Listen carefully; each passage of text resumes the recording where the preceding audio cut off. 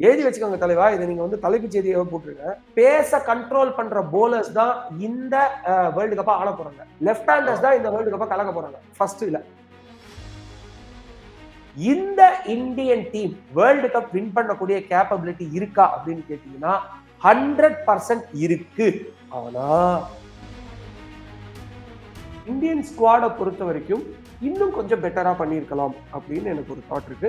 அது வந்து அஜித் அகர்கர் வந்து ஏதாவது மிஸ் பண்ணியிருக்காரா, இல்லைன்னா அவருக்கு அழுத்தங்கள் கொடுக்கப்பட்டதா அப்படின்னு ஒரு கேள்வி இருக்கு. ஆனா எனக்கு அழுத்தம் கொடுக்கப்பட்டது அப்படின்னு அஜித் அகர்கர், ரோஹித் சர்மாவுமே சொல்லியிருக்காங்க.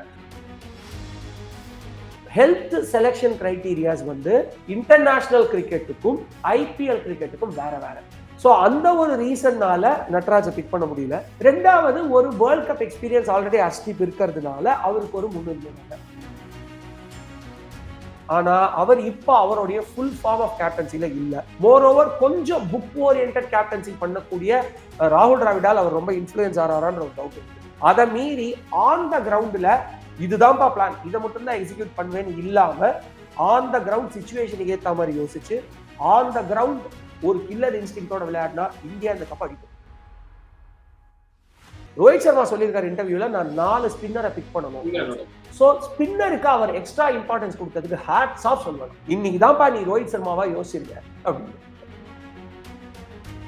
To say it even more better, Arshdeep கூட இருக்கட்டும், ஆனா சிராஜுக்கு பதிலா, this is the right answer, சிராஜுக்கு பதிலா கண்டிப்பா வந்து சந்தீப் சர்மா உள்ளவர், இல்ல நட்ராஜ் உள்ளவர். பிட்ச் ரிலேயண்டா மட்டும் போக கூடாது. ஏன்னா one bowler can spoil a match, கரெக்டா? One over can spoil a match, கரெக்டா? சோ சிராஜ் இந்த மாதிரி கண்டிஷன்ஸ்க்கு will not be a good fit ங்கிறதுதான் என்னுடைய கன்சர்ன். சோ அந்த ட்ராக்லயும் அடுத்து அயர்லாந்துக்கு எதிரான மேட்ச்லயும் ஃபார்மர் ரோஹித் சர்மா கொண்டு வந்துட்டாருன்னு வைங்க, டொர்னேடோ சூறாவளி பாப்பீங்க பாஸ். அது நம்மளுடைய பிரம்மாஸ்திரம் பாஸ். ஸ்பின்னர்ஸ் ராகுல் டிராவிடுக்கு ஸ்பின் சூப்பரா விளையாடணும், ஒத்துக்கிறீங்களா? Master off spin. அவர் அதே மைண்ட் செட்ல உலகத்தை பாக்குறாரு. தலைவா, நீ மாஸ்டர் ஆஃப் ஸ்பின், நீ த வாலு, உன்னோட ஃபேன் ஆகி தான் நாங்களாம் கிரிக்கெட் பார்க்க ஆரம்பிச்சோம். ஆனா எதிர விளையாடுறவன் த வால் கிடையாது, எதிர விளையாடுறவன் ஸ்பின்னருக்கு பயப்படுறான்.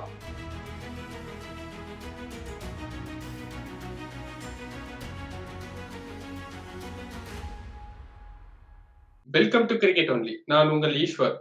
T20 வேர்ல்ட் கப் வந்து ஜூன் 2ஆம் தேதி ஸ்டார்ட் ஆக போகுது. மொத்தம் 20 டீம் விளையாடுறாங்க. இந்த 20 டீமுக்கும் நம்ம இந்தியா சவாலா இருப்பாங்களா, இருக்க மாட்டாங்களா அப்படின்னு நம்ம வெங்கட் சார்ட்ட கேட்டு தெரிஞ்சுப்போம். சார் வணக்கம் சார். வணக்கம் பிரதர். எப்படி இருக்கீங்க சார்? நல்லா இருக்கேன் பிரதர். இப்பதான் ஐபிஎல் முடிஞ்சிருக்கு. அதோட நான் என்னைக்குமே வந்து ஐபிஎல் பொறுத்த வரைக்கும் ஒரு ஜாலியான ஃபேன் தான், ஓகேங்களா? ஆனா இந்தியான்னு வரும்போது கூட எமோஷன் நமக்கு மிக்ஸ் ஆகுது. It's in our heart.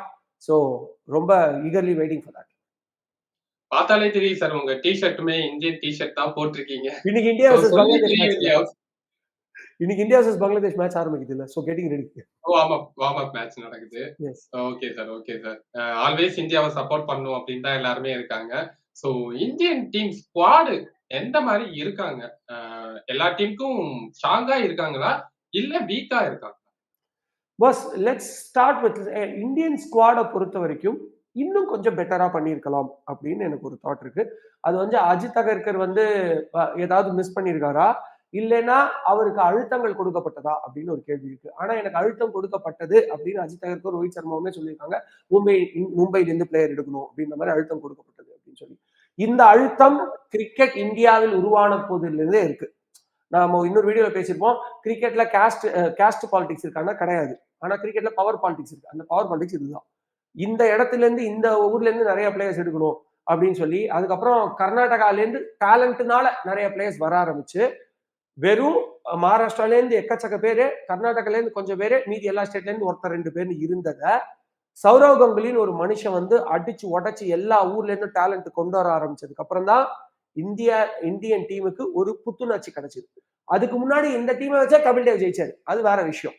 But எல்லா ஸ்டேட்ல இருந்தும் பிளேயர்ஸ் ஈக்குவலா வர ஆரம்பிச்சது சௌரவ் கங்குலின்ற ஒரு மனுஷனுக்கு அப்புறம் தான். சோ இந்த டீம் பிக்கப்ல வந்து பாத்தீங்கன்னா இன்னும் பெட்டரா பண்ணிருக்கலாம். அஷ்தீப் சிங்கை விட நட்ராஜ் வந்திருக்கலாம். நான் தமிழனா மட்டுமே சொல்லல, அவர் ஒரு லெஃப்ட் ஆர்மர் சூப்பரா போடுறாரு. சோ அஷ்தீப் எல்லாம் நட்ராஜ் வந்திருக்கலாம். பட் நல்ல ஒரு கிரிக்கெட் எக்ஸ்பர்ட், ஒரு முன்னாள் கிரிக்கெட்டர் கிட்ட நான் பேசினேன். ஏன்னா நான் என்னைக்குமே ஒரு ஆடியன்ஸ் பெர்ஸ்பெக்டிவ்ல கருத்து சொல்லக்கூடிய ஆள். ஐ மீன் ஒரு அனாலிசிஸ் பண்ணக்கூடிய ஆளுனாலும், நான் முன்னாள் கிரிக்கெட்டர்ஸ் 2, 3 பேரை இன்டர்வியூ பண்ணியிருக்கேன். அவங்களோட நல்ல ஒரு க்ளோஸ் கனெக்ட்ல இருக்கேன். அவங்க கிட்ட கேட்டப்போ, ஹெல்த் செலக்ஷன் கிரைட்டீரியாஸ் வந்து இன்டர்நேஷனல் கிரிக்கெட்டுக்கும், ஐபிஎல் கிரிக்கெட்டுக்கும் வேற வேற. சோ அந்த ஒரு ரீசன்னால நட்ராஜை பிக் பண்ண முடியல. 2வது ஒரு world cup experience already Arshdeep இருக்கிறதுனால அவருக்கு ஒரு முன்னுரிமைனாங்க. என்னால ஃபர்ஸ்ட் ரீசன் கூட ஓரளவுக்கு எடுத்துக்க முடிஞ்சது. But again I have a question. அப்படி பார்த்தா கூட ஃபுல் டோர்னமெண்ட்லயும் 4 ஓவர் போட்டாரு அவர் ஐபிஎல்ல. நடுவுல ஒரு 2, 3 மேட்ச் விளையாடாம இருந்தா கூட ஓகே. பட் எனிஹவ் ஓகே, அது ஒரு point. So I still have 80-20 for that. ஒரு 80% அக்செப்ட் பண்ணாலும் 20% இல்ல எடுத்துக்கலாம்னு ஒரு ஆசை. மேபி அவர் 2வது ஐபிஎல்ல சொல்லுங்க. வந்து அவர் ஒரு 2 மேட்ச் இன்ஜூரினால விளையாடல. சோ மேபி அது கூட ஒரு மெயின் ரீசனா இருக்கலாம். ஏன்னா வேர்ல்ட் கப்க்கு எடுத்துட்டு போகும்போது அவருக்கு இன்ஜூரி கன்சர்ன் வந்துருச்சுன்னா, அதுக்கு ஒரு ஆல்டர்னேட் டீம் ஃபார்ம் செட் பண்ணினதுக்கு அப்புறமா ஒரு இன்னொரு பிளேயரை எடுத்துட்டு வரது கொஞ்சம் இல்ல கஷ்டமா பாஸ், இருக்கும். அதுதான் நான் சொன்னேன். 80-20ன்ற ஒரு மரியாதை நான் கொடுத்தேன். 80% ஆனா அதை அக்செப்ட் பண்ணிக்கிறேன்னு சொன்னேன். ஏன்னா புவனேஸ்வர் குமாரை ஏன் பிக் பண்ணலன்ற கேள்வியை நான் அவர்கிட்ட கேட்டேன். அந்த எக்ஸ்பர்ட் அவர் வந்து அழகா ஒரு விஷயம் சொன்னாரு. புவனேஸ்வர் குமாரை பிக் பண்ணாம இருக்கிறதுக்கான முக்கியமான காரணம், நீயே கமெண்ட்ரியில சொன்ன வெங்கட், T20 வேர்ல்டு கப் 2022ல அதுக்கு முன்னாடி நடந்த ஏசியா கப், யுஏஇல நடந்த Asia cup, India, Pakistan, Sri Lanka எல்லாம் விளையாடினாங்க. அதுல ஸ்ரீலங்கா வின்னும் பண்ணாங்க. சோ அந்த ஏசியா கப்ல 19வது ஓவரை புவனேஸ்வர் குமார் கொடுக்கறதுக்கு நம்ம எவ்வளவு யோசிச்சோம். ஒரு 19வது ஓவர் ஆகிற 19 ரன் என்னவோ கொடுத்து அந்த மேட்ச் தோக்கத்துக்கே காரணமா இருந்தது. சோ ஒரு பெனல்டிமேட் ஓவரை போட முடியாத, மத்த ஓவர்ஸ் எல்லாம் சூப்பரா தான் போடுறாரு, நல்லா கம்பேக் கொடுத்திருக்காரு இந்த ஐபிஎல்ல. பட் அப்படி ஒரு போலரை நீங்க வந்து ரொம்ப கம்ஃபர்டபுளா எடுத்துட்டு போக முடியாது. அதே மாதிரி நீங்க ஒரு இன்ஜுரி ப்ரோன் போலரையும் அவ்வளவு கம்ஃபர்டபுளா எடுத்துட்டு போக முடியாது. அப்ப பாண்டியா எப்படி வந்தாருன்னு நான் கேட்டேன். நீங்க எப்படி எனக்கு கேள்வி அவர் கேட்டேன். ஒரு சின்ன பையன் மாதிரி அவர்கிட்ட நிறைய கத்துக்குவேனா. அவர் என்ன சொன்னாருன்னா, அதுதான் சொல்லிட்டாரு, அகர்கர் பிரஷர் இருக்குன்ட்டாரு அப்படின்னு. சோ அது ஒரு பாயிண்ட். சோ நட்ராஜ் ஓகே, அது ஒரு பக்கம் வரணும் வச்சிருக்கேன். இன்னொரு பக்கம் வந்து பாத்தீங்கன்னா, Rinku Singh would have been in the main squad. அது வந்து இன்னொன்னு சொல்றேன், கெய்க்வாட் இருந்திருக்கலாம். பட் கெய்க்வாடுக்கு ஸ்பேஸ் இல்ல, டு பி ஹானஸ்ட். ஏன்னா ஜெய்ஷ்வால் எல்லாம் போகக்கூடாது. ஜெய்ஷ்வால் ஐபிஎல் வச்சு மட்டும் சொல்லாதீங்க. இது லெஃப்ட் ஹேண்டர்ஸ்க்கான டோர்னமெண்ட். ஜெய்ஷ்வாலுக்கு கிளிக் ஆயிடுச்சுன்னா ஃபர்ஸ்ட் ஒரு 2 மேட்ச்ல அவர் அடிக்க ஆரம்பிச்சிட்டாருன்னா டோர்னமெண்ட் ஃபுல்லா ஹில் பிளாஸ்ட். ஏன்னா பிச்சர்ஸ் அவருக்கு ஏற்ற மாதிரி கண்டிஷன்ஸ் தான். Already south Africa, west Indies இந்த மாதிரி சாயில் எல்லாம் கொஞ்சம் நல்லா விளையாடி இருக்காரு. இது யூஎஸ்ஏ வந்து ஆஸ்திரேலியன் பிச்சை கொண்டு வந்து அங்க போடுறாங்க. ஆஸ்திரேலியன் பிச்சை அங்க கொண்டு வந்து போறாங்க. ஆஸ்திரேலியன் எடுக்கல. ஆஸ்திரேலியால தான் வந்து பாத்தீங்கன்னா டைனமிக் ஹைபிரிட் பிச்சர்ஸ்னு சொல்லுவாங்க. அது நிறைய இருக்கு. சோ அதே டெக்னிக்கை பயன்படுத்தி தான் இங்க பண்றாங்க. சோ டர்ஃப் வந்து பாத்தீங்கன்னா ஒரு ஆஸ்திரேலியன் ட்ராக் மாதிரி இருக்க போகுது. சோ அதனால Jaiswal will actually do well. ஓகேங்களா? சோ அப்படி இருக்கும்பொழுது கெய்க்வாடும் ஓகே தான். சோ இது ரெண்டுமே நான் சமாதானமானாலும் ஒரு 2-3 கேள்விகள் எனக்கு இருக்கு. என்னன்னா, Rinku Singh would have been in the main squad. பாண்டியாக்கு இவ்வளவு இன்ஜுரி கன்சர்ன்ஸ் இருக்கு. பாண்டியாவுக்கு பதிலா maybe Rinku Singh one of the main பிளேயரா கொண்டு வந்திருக்கலாம். இல்லைன்னா இன்னும் ஒரு ஸ்பின்னர் ஆல்ரவுண்டருக்கு ஒரு இம்பார்ட்டன்ஸ் கொடுக்குற மாதிரி ஒரு பிளேஸ் கொடுத்திருக்கலாம். வாஷிங்டன் சுந்தர் இருந்திருக்கலாம். இந்த மாதிரி ஒரு சில கான்ட்ரவர்சிஸ், ஒரு சில கான்ட்ரவர்சிஸ் கூட இல்ல, ஒரு சில டிஃபரெண்ட் தாட்ஸ் இருக்கே தவிர, இந்த Indian team world cup win பண்ணக்கூடிய கேப்பபிலிட்டி இருக்கா அப்படின்னு கேட்டீங்கன்னா 100% இருக்கு. ஆனா ஒரே ஒரு முக்கியமான கேப்பபிலிட்டி இருக்கு. என்னன்னா, செமிஃபைனலையும் ஃபைனலையும் தோக்கடிக்க கில்லர் இன்ஸ்டிங்க்ட்னு சொல்லுவாங்க. அந்த கில்லர் இன்ஸ்டிங்க்ட்னா என்ன அப்படின்னா, நான் தோக்க மாட்டேன், என்ன ஆனாலும் சரி. அப்படியே தோக்க போறேன்னா கடைசி வரைக்கும் ஜெயிக்கிறவனை படாத பாடுபடுத்தி தான் தோப்பேன். இந்த கில்லர் இன்ஸ்டிங் 1983 வேர்ல்டு கப் ஃபைனல்ல 182-83ல ஒரு டார்கெட்டே கிடையாது.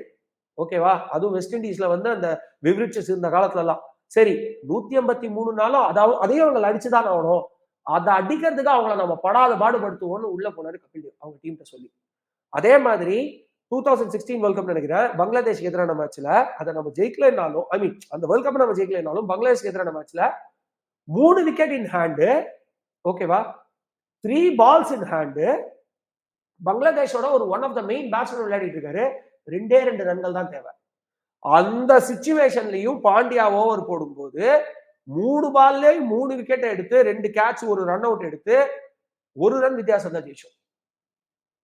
சோ இந்த மாதிரியான ஒரு கில்லர் இன்ஸ்டிங்க்ட், இந்த கில்லர் இன்ஸ்டிங்க்ட் இருந்தா மட்டும்தான் ஆஸ்திரேலியா மாதிரி டீமை தோக்கடிக்க முடியும். நாக் அவுட்ல யார் வந்தாலும் தோக்கடிக்க முடியும். சோ இந்த கில்லர் இன்ஸ்டிங்க்ட் ரோஹித் சர்மாக்கு இருக்கா அப்படின்னா கண்டிப்பா இருக்கு. அதை பத்தி நம்ம இன்னும் டீடைலா அடுத்த கேள்வி பேசுவோம். பட் கண்டிப்பா இருக்கு. ஆனா அவர் இப்ப அவருடைய ஃபுல் ஃபார்ம் ஆஃப் கேப்டன்சில இல்ல. மோர் ஓவர் கொஞ்சம் புக் ஓரியன்டட் கேப்டன்சி பண்ணக்கூடிய ரோஹித் சர்மாவால் அவர் வந்து ரொம்ப ராகுல் டிராவிடால் அவர் ரொம்ப இன்ஃபுளுயன்ஸ் ஆறாரான்ற ஒரு டவுட் இருக்கு. அதை மீறி ஆன் த கிரவுண்ட்ல இதுதான்ப்பா பிளான், இதை மட்டும் தான் எக்ஸிக்யூட் பண்ணுவேன்னு இல்லாம ஆன் த கிரவுண்ட் சிச்சுவேஷனுக்கு ஏத்த மாதிரி யோசிச்சு ஆன் த கிரவுண்ட் ஒரு கில்லர் இன்ஸ்டிங்டோட விளையாடினா இந்தியா இந்த கப் அடிக்கும்.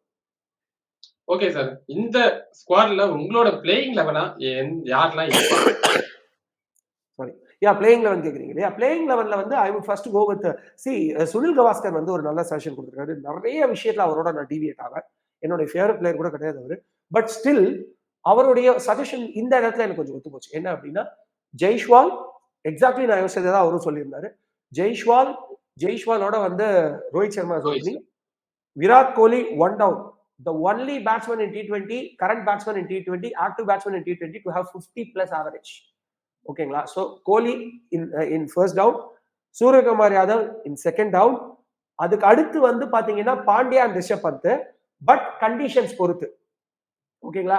உங்களுக்கு வந்து கோலியும் இவரும் ஸ்கையும் விளையாடிட்டு இருக்கும்போது ஸ்கை அவுட் ஆயிட்டாருன்னா பாண்டியாவை இருக்குங்க, கோலி அவுட் ஆயிட்டாருன்னா ரிஷப் பந்த் இருக்குங்க. ஏன்னா sky will always keep hitting. ஒரு பக்கம் ஆங்கர் இன்னிங்ஸ் ஆடுறதுக்கு ஒருவேளை கோலி அவுட் ஆயிட்டாருன்னா பாண்டியா வந்தா அவர் இப்ப இருக்கிற சிச்சுவேஷன் அவர் ரிலேபிள் இல்ல, ஆங்கர் இன்னிங்ஸ் அவ்வளவு பெருசா ஆடுவாருன்னு தெரியல. ஒரு பக்கம் தான் ஊரை சேர்ந்த ஸ்கை அடிக்குமோ தானும் அடிக்கணும்னு நினைப்பாரு. It will end up in disaster. So நீங்க அதுக்கு மேல ரிஷப் பந்த் அமிச்சிங்க அப்படின்னா ரிஷப் பந்த் அழகா ஒரு பக்கம் சிங்கிள் ரொட்டேட் பண்ணி ஸ்கைக்கு ஸ்ட்ரைக் கொடுத்து ஒரு 17 ஓவருக்கு அப்புறம் கொண்டு வந்துருவாரு. அதுக்கப்புறம் எவன் அடிச்சாலும் மாசு. So Rishabh Pant and Pandya should exchange accordingly. அடுத்த லெவல்ல ஜடேஜா, அடுத்த லெவல்ல குல்தீப் யாதவ், ஹர்ஷ்தீப் சிங், இவர் நம்மளுடைய ஜஸ்பிரித் பும்ரா, அப்புறமா சஹல். இதுதான் என்னுடைய சிராஜ் கண்டிஷன்ஸ் பொறுத்துன்னு கவாஸ்கர் சொல்லிருப்பாரு. பட் என்ன பொறுத்த வரைக்கும் சஹலை வச்சுட்டு 2 ஃபாஸ்ட் பவுலிங் ஓவரை பாண்டியாக்கு கொடுங்க. நான் கேள்விப்பட்டேன், பட் இது உண்மையா நான் வெரிஃபை பண்ணிட்டு இருந்தா என்னால ஒரு ப்ராப்பர் சோர்ஸ் பார்க்க முடியல. ரோஹித் சர்மா பாண்டியாக்கு ஓவர் கொடுக்க போறது இல்லைன்னு சொன்ன மாதிரி நான் கேள்விப்பட்டேன். But I will have to verify that. But அப்படி பண்ணக்கூடாது. அப்ப நீங்க எதுக்கு பாண்டியாவை பிக்கப் பண்ண வேண்டாமே? அப்ப பாண்டியாக்கு பதிலா நீங்க வந்து ரிங்கு சிங் போட்டுடலாமே. ஏன்னா ஹிட்டருக்காக மட்டும் தான் நீங்க பாண்டியா யூஸ் பண்ணீங்க. Rinku Singh is doing the job better. இவரோட அவருக்கு ஆவரேஜ் நல்லா இருக்கு, 33 ஆவரேஜ் வச்சிருக்காரு இஃப் ஐம் ரைட். அதுவும் அவரோட ஸ்ட்ரைக் ரேட் 170க்கு மேல இருக்கு. ஸ்ட்ரைக் ரேட் 170க்கு மேல இருக்கிற ஒன்லி பிளேயர் ஆஃப்டர் ஸ்கை வந்து ரிங்கு சிங் தான். அப்படி இருக்கும்போது இந்த சென்ஸ் இப்ப இருக்கிற அந்த ஒரு 19 ஸ்குவாட்ல, சோ அதுல நீங்க அவருக்கு ப்ரையாரிட்டி கொடுக்கலாமே. சோ ஹர்திக் பாண்டியாவை நம்ம டீம்ல எடுக்கிறதுக்கான மெயின் ரீசனே போலிங் ஆல்ரவுண்டர் தான். சோ அவருக்கு ஒரு 2 ஓவர் கொடுத்துட்டீங்கன்னா ஒரு ஃபாஸ்ட் பாலர் 2 ஓவர் கழிஞ்சிடும். மீதி 8 ஓவர் போறதுக்கு 2 ஃபாஸ்ட் பாலர்ஸ், ஹர்ஷ்தீப் சிங் டெக்ல நல்லா போடுவார், பும்ரா டெக்ல சூப்பரா போடுவாரு, ரிக்கி பாண்டிங்கே அவர் வந்து பெஸ்ட் போலர்னு சொல்லியிருக்காங்க, நீங்களே சொல்றீங்க. சோ அதை தவிர்த்து 3 ஸ்பின்னர்ஸ் இருந்தா வர்ணஜா, சிராஜ் கண்டிஷன்ஸ் பொறுத்து நல்ல bowling conditions. Yes okay sir, இந்த ஃபாஸ்ட் பவுலிங் யூனிட் வந்து ஸ்ட்ராங்கா இருக்கா? ஏன்னா நான் கேட்டேன், இந்த ஃபாஸ்ட் பவுலிங் யூனிட் வந்து நான் கேட்டேன், எல்லார்கிட்டயுமே கேட்டேன். ஃபாஸ்ட் பவுலிங் யூனிட் வந்து கொஞ்சம் வீக்கா தான் இருக்கு இந்தியன் டீமை பொறுத்த வரைக்கும். மித்த எல்லா ஸ்குவாடுமே நல்லா இருக்கு, ஃபாஸ்ட் பவுலிங் யூனிட் மட்டும் தான் கொஞ்சம் வீக்கா இருக்கு. அதை கொஞ்சம் ஸ்ட்ரென்தன் பண்ணி கரெக்ட் பண்ணி விளையாடுனா ஃபைனல்ஸ் வரைக்கும் போறதுக்கான வாய்ப்புகள் அதிகமா இருக்கு அப்படின்னாங்க. சோ உங்களோட கருத்து என்ன சார்? பாஸ், நான் வந்து ஆரம்பத்துல சொன்னேன் ஹர்ஷ்தீப் பதிலா நட்ராஜ் வந்திருக்கணும்னு ஒரு வார்த்தை சொல்லியிருந்தேன். ஆக்சுவலா அது வந்து எவ்வளவு ஷார்ட்டா ஆன்சரை கொடுத்தா இன்ட்ரெஸ்டிங்கா இருக்கும்ன்றதுக்காக நான் கொஞ்சம் ஷார்ட் பண்ணேன். பட் என்னுடைய பிக் வந்து பாத்தீங்கன்னா உண்மையை சொல்லணும்னா நட்ராஜை விட சந்தீப் சர்மா. ஓகேங்களா? நட்ராஜ் ஏன் ஹர்ஷதீப்போட கம்பேர் பண்ணனா லெஃப்ட் ஆர்ம்ங்கிறதுனால மட்டும்தான். மற்றபடி நீங்க ஜென்ரிக்கா ஒரு பிக் பண்ணோம் அப்படின்னா பும்ராவோட போயிருக்க வேண்டியது ஃபர்ஸ்ட் கால் சந்தீப் சர்மா, செகண்ட் கால் இவர் முகுந்த், டக்குன்னு அவரோட பேர் பார்த்து எம்ல ஆரம்பிக்கும், அவர் ஒரு நல்ல ஒரு ஃபேஸ் பவுலர். ஸோ அவர் தான் வந்து என்னுடைய அடுத்த பிக்கா இருந்தார். ஓகேங்களா? ஐயோ அவரோட பேர் டக்குன்னு மறந்துச்சு. I mean is also yorker bowler, எம்ல ஆரம்பிக்கும், அவரோட name is very good bowler. So அவர் தான் என்னுடைய அடுத்த பிக்கா இருந்தது along with Sandeep Sharma. So Sandeep சர்மாவும் இவரும் இல்லாம ஒரு ஃபாஸ்ட் பவுலிங் அட்டாக் போனது வந்து ஐ எம் லிட்டில் டிசாட்டிஸ்ஃபைட் தான். So to answer your question, fast bowling unit கொஞ்சம் சுமாரா இருக்கானா? எஸ், ஐ அப்சல்யூட்லி அக்ரி, கொஞ்சம் சுமாரா இருக்கு. ஏன்னா பாகிஸ்தானை பொறுத்த வரைக்கும் 4 ஃபேஸ் பவுலர்ஸோட போறாங்க, ஆஸ்திரேலியன் ஃபுல் ஃபேஸ் பவுலர்ஸோட தான் போறாங்க. ஆனா நாம அதுக்காக சூடு போட்டுக்கணும்னு அவசியம் இல்லை. ரோஹித் சர்மா சொல்லியிருக்காரு இன்டர்வியூல, நான் 4 ஸ்பின்னரை பிக் பண்ணணும். சோ ஸ்பின்னருக்கு அவர் எக்ஸ்ட்ரா இம்பார்ட்டன்ஸ் கொடுத்ததுக்கு ஹேட்ஸ் ஆஃப் சொல்லணும். இன்னைக்குதான்ப்பா நீ ரோஹித் சர்மாவா யோசிச்சிருக்க அப்படின்னு. யோசிச்சு பாருங்க. திருப்பி திருப்பி அந்த வேதனையை கிண்டுனாலும் உண்மையை சொல்லித்தான் ஆகணும். வேர்ல்டு கப் 2023ல சிராஜுக்கு 20வது ஓவர் கொடுத்தாங்க தலைவா. அதுக்கு நீங்க அஸ்வினை கொண்டு வந்து ஃபர்ஸ்ட் 4 ஓவரை ட்ரை பண்ணிருக்கலாமே. டிராவிஸ் ஹெட் விக்கெட் எடுத்தா மேட்ச் முடிஞ்சு போச்சு. Spinner is the power of India. ஆப்கானிஸ்தானே இதை புரிஞ்சுக்கிட்டாங்க. ஸ்பின்னர் தான் அவங்களுக்கு பவர்னு. இந்த வேர்ல்டு கப்ல கலக்குனாங்க. எல்லா மேட்சும் 3 ஸ்பின்னர். எல்லா மேட்சும் 3 ஸ்பின்னர். இந்தியா அகமதாபாத்ல வந்து ஸ்பின் ஒர்க் ஆகாதுன்னு அவங்களா கற்பனை பண்ணிட்டு 2 ஸ்பின்னரோட போறாங்க. நியூசிலாந்து விளையாட்டுல ஏதோ ஒரு ட்ராக் இது நினைக்கிறேன் டக்குன்னு தரம்ஷாலால 2 ஸ்பின்னரோட போறாங்க. ஆனா ஆப்கானிஸ்தான் எல்லா மேட்சும் 3 ஸ்பின்னரோட போறாங்க. கலக்குனாங்க இந்த tournament. So India has done the right thing. Pace பவுலர்ல எனக்கு இவர் வந்திருக்கலாம். இந்த சென்ஸ் அர்ஷதீப்க்கு பதிலா சந்தீப்போ இல்ல நட்ராஜோ வந்திருக்கலாம்ன்ற ஒரு தாட் தானே தவிர மத்தபடி ஸ்பின்னர்ஸ் அவங்க இம்பார்ட்டன்ஸ் கொடுத்தது. Sorry to say it even more better, Arshdeep கூட இருக்கட்டும். ஆனா சிராஜுக்கு பதிலா this is the right answer. சிராஜுக்கு பதிலா கண்டிப்பா வந்து சந்தீப் சர்மா உள்ள வந்திருக்கும். இல்ல நட்ராஜ் உள்ள வந்திருக்கும். இது ரெண்டுத்துல ஏதாவது ஒண்ணு பண்ணிருந்தாங்கன்னா ஃபாஸ்ட் பவுலிங்கே நல்லா இருந்திருக்கும். பட் ஸ்பின்னருக்கு இம்பார்ட்டன்ஸ் கொடுத்தா எனக்கு ஹாப்பி. Okay sir. சிராஜ் பாத்தீங்கன்னா ஸ்ரீலங்கன்ஸ்க்கு எதிராக நல்லாவே போல் பண்ணிருக்காருல. 5 விக்கெட் நல்லா எடுத்திருக்காரு. சூப்பரான பாயிண்ட். ஆனா இப்பவும் சொல்றேன், நான் சிராஜுக்கு அகைன்ஸ்ட் கிடையாது. சிராஜ் எனக்கு ரொம்ப பிடிக்கும். For the national fashion is having. Indian டீம்ல இப்ப இருக்கிற பிளேயர்ஸ்ல நான் நாட்டுக்காக விளையாடுறேன்டான்ற ஒரு பேஷனோட விளையாடுற ஒரு முக்கியமான player Siraj. I hats off that. ஆனா அவரை லிமிட்டட் ஓவர்ஸ் கிரிக்கெட்டை திருப்பி திருப்பி கொடுத்து அவரை டவுன் பண்ணாதீங்கன்னு நான் சொல்றேன். ஏன்னா சிராஜ் வந்து நல்ல பிட்ச்ல போலிங் போடக்கூடிய ஒரு சூப்பர் போலர். அதுவும் ஒரு ஸ்கில். நல்ல போலிங் ட்ராக்கை எக்ஸ்ப்ளாய்ட் பண்ணுவான்னு சொல்லுவாங்க. அந்த மாதிரி நல்ல போலிங் ட்ராக்ல பெஸ்ட் கொடுக்கக்கூடிய ஒரு போலர் தேவை. எதுக்கு தெரியுமா? டெஸ்ட் கண்டிஷன்ஸ்ல. ஏன்னா 5 நாள் விளையாடும் போது எப்ப வேணா ட்ராக் மாறும். திடீர்னு ஒரு நாள் வந்து போலர்ஸ்க்கு பாரடைஸா மாறும். அந்த 38ல இந்தியா ஆல் அவுட் ஆனாங்க பாத்தீங்களா? அப்பெல்லாம் வந்து பாரடைஸ், போலிங்க்கு பாரடைஸ் ஆச்சு. அந்த மாதிரி ட்ராக்ஸ்ல சிராஜ் போலிங் போட்டார்னா எதிர் டீமை கெரகடிப்பார். சரிங்களா? அது அந்த மாதிரி ட்ராக்ல தான் 2 5-4 எடுத்தார் ஸ்ரீலங்காக்கு எதிராக. So is a track reliant bowler. அவரை நீங்க டெஸ்ட்டுக்கு வச்சுக்கலாமே தவிர நீங்க limited overs cricket at least 50 overs கூட ஓகே. பட் 20 ஓவர்ஸ் கிரிக்கெட்ல வந்து பிச்சே மட்டகரமா இருந்தாலும் உங்க லைன் அண்ட் லென்த், உங்க கண்ட்ரோல், உங்களுடைய பேஸ் கண்ட்ரோல், உங்களுடைய ஷார்ட் பால்ஸ், டீவியேஷன்ஸ் இதை வச்சு நீங்க பேட்ஸ்மேன்ஸை கட்டுப்படுத்தவாச்சும் தெரிஞ்சுக்கணும். பிச்சு ரிலேயண்டா மட்டும் போக கூடாது. ஏன்னா 1 bowler can spoil a match. கரெக்டா? 1 over can spoil a match. கரெக்டா? சோ சிராஜ் இந்த மாதிரி கண்டிஷன்ஸ்க்கு he will not be a good fitங்கிறது தான் என்னுடைய கன்சர்ன். சோ அவ்வளோ நல்ல போலரை கண்டிஷன்ஸ் நல்லா இருந்தா எக்ஸ்ப்ளாய்ட் பண்ணக்கூடிய ஒரு போலரை லிமிட்டட் கிரிக்கெட்ல வச்சு நீங்க வந்து ஸ்பாயில் பண்ணாதீங்க. அதுக்கு பதிலா நம்ம கிட்ட முகேஷ், அப்பாடா பேர் ஞாபகம் சாமி, முகேஷ், இவர் இருக்கு சந்தீப் சர்மா, இந்த மாதிரி போலர்ஸ் எல்லாம், நட்ராஜ், இந்த மாதிரி போலர்ஸ் எல்லாம் யூஸ் பண்ணுங்க ஃபார் லிமிட்டட் ஓவர்ஸ் கிரிக்கெட்னு சொல்றேன். ரோஹித் சர்மாவும் சரி, விராட் கோலியும் சரி, லெஃப்ட் ஹேண்ட் ஸ்ட்ரீமருக்கு அகைன்ஸ்டா நிறைய அவுட் ஆயிருக்காங்க. சோ இதை எப்படி பாக்குறீங்க? ஏன்னா அங்க ஷாகின் ஷா அப்ரேடி இருக்காரு. இந்த பிரச்சனை எல்லாருக்கும் இருக்கு. Travis Head one of the greater batsman அந்த டோர்னமெண்ட் வருவாருன்னு நினைக்கிறேன். ரிக்கி பாண்டிங் சொல்லியிருக்காருல்ல. டிராவிஸ் ஹெட்டுக்கு லெஃப்ட் ஆர்ம் ஆட வரல. நீங்க பாத்தீங்களா? மிச்சல் ஸ்டார்க்ஸ் திணறினாரு. ட்ரெண்ட் போல்ட்டும் அஸ்வினும் போலிங் போடுது. ஸ்பின்னர் ஒரு பக்கம் ஸ்பின்னர், இன்னொரு பக்கம் லெஃப்ட் ஆர்மர். ட்ரெண்ட் போல்ட்டும் அஸ்வினும் போலிங் போடும்போது ஆர்ஆருக்கு எதிரான மேட்ச்ல 8 ஓவர் குத்தீரும் கொலையுமா ஆடினார் மனுஷன். பால இடுப்புல தட்டி விட்டுட்டுலாம் ஒரு ரன் ஓட்டாரு. ஆஃப் ஸ்ட்ரைட் அப்படின்னு சோ திணறாரு டிராவிஸ் ஹெட். சரிங்களா? நீங்க நல்ல ஒரு லெஃப்ட் ஆர்மரோ இல்ல நல்ல ஒரு ரைட் ஆர்மரோவே கூட ஓவர் த விக்கெட் வந்து ஓரளவுக்கு கொஞ்சம் குட் லென்த்தை விட கொஞ்சம் கம்மியா பிச் பண்ணி அவுட் சைட் ஆஃப் ஸ்டம்ப் போட்டீங்கன்னா கழிவு காலி. நல்ல ஒரு லென்த்தி ஸ்பின்னர் போட்டா டிராவிஸ் ஹெட் காலி. சோ இந்த மாதிரி எல்லாம் இதை நான் முன்னாடியே சொன்னேன். சொல்லி நடந்துச்சு. அவர் வந்து 150 120 100 பிளஸ்லாம் அடிக்கும் போது நான் சொன்னேன் டிராவிஸ் ஹெட் விக்கெட் எடுக்கலாம், பிரேக்கபிள் அப்படின்னு. நடந்துச்சா இல்லையா? சோ இந்த டிராபேக் நிறைய பேருக்கு இருக்கு. ஏன்னா லெஃப்ட் ஆர்ம் பவுலர்ஸோட நேச்சர் அபிலிட்டி என்னன்னா, ஆப்வியஸ்லி எல்லாருமே கொஞ்சம் ரைட் ஆர்ம் தான் நம்ம அதிகமா யூஸ் பண்றோம் அப்படிங்கிறதுனால ஃபோர்ஸ் ஆட்டோமேட்டிக்கா வரும். ஏன்னா நீங்க பாலை புஷ் பண்றீங்க, நீங்க பாலை வந்து ஹேண்டில் பண்ண புஷ் பண்றீங்க. அது ஒரு லெஃப்ட் ஆர்ம் பாலரே ஒரு நக்கிள் பாலோ பேக் ஆஃப் த ஹேண்ட் டெலிவரியோ போடுறதெல்லாம் ஜாலம், வாழ்த்துக்கள். பட் லெஃப்ட் ஆர்முக்கான ஒரு அட்வான்டேஜே அதுதான். ஆனா விராட் கோலி கிட்ட ஒரு சூப்பர் அட்வான்டேஜ் இருக்கு. என்ன அப்படின்னா, கஜினி படத்துல வில்லன் ஒரு டயலாக் சொல்லுவார் தமிழ் கஜினில, என்கிட்ட ஒரு தப்பு இருந்தா அதை நான் திருத்திக்குவேன் அப்படின்னு. சோ அதை திருத்திக்கிட்டு இருக்காரு விராட் கோலி. எழுதி வச்சுக்கோங்க, இந்த டோர்னமெண்ட்ல விராட் கோலி மிளிர போறார். ஆல்ரெடி 2 T20 வேர்ல்டு கப்ல மேன் ஆஃப் சீரிஸ் வாங்கின மனுஷன். பாகிஸ்தானுக்கு எதிராக 300க்கு மேல ஆவரேஜ் வச்சிருக்கிற மனுஷன் வேர்ல்ட் கப் ஃபார்மேட்ல, T20 வேர்ல்ட் கப்ல மட்டும். அதே மாதிரி 50+ ஆவரேஜ் வச்சிருக்கிற மனுஷன். போன T20 வேர்ல்டு கப் ஆஸ்திரேலியா நினைச்சுல 2022 அதுல கூட அவர் தான் மேன் ஆஃப் சீரிஸா வந்திருக்கணும். நம்ம குவாலிஃபை ஆனால அவர் கன்சிடர் பண்ண முடியல. ஹையஸ்ட் ரன் ஸ்கோரர் அவர் தான். சோ இந்த முறையும் இந்த லெஃப்ட் ஆர்மர் ரைட் ஆர்மர்லாம் கிடையாது, ஓட விட போறாரு.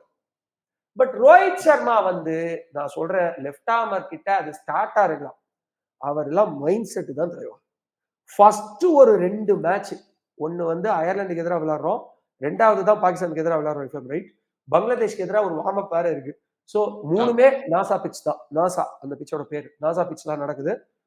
நல்ல பவுண்டரி 65 to 70 தான். ஓகேங்களா, அழகா அடிக்கக்கூடிய ட்ராக். இப்பதான் அந்த ட்ராக்ல 200+ ரன்ஸ் 250+ அடிச்சாங்க வெஸ்ட் இண்டீஸ், சேஸ் பண்ணி 222 அடிச்சாங்க ஆஸ்திரேலியா. 257 ஆஸ்திரேலியா வந்து 227 220+. ஓகே.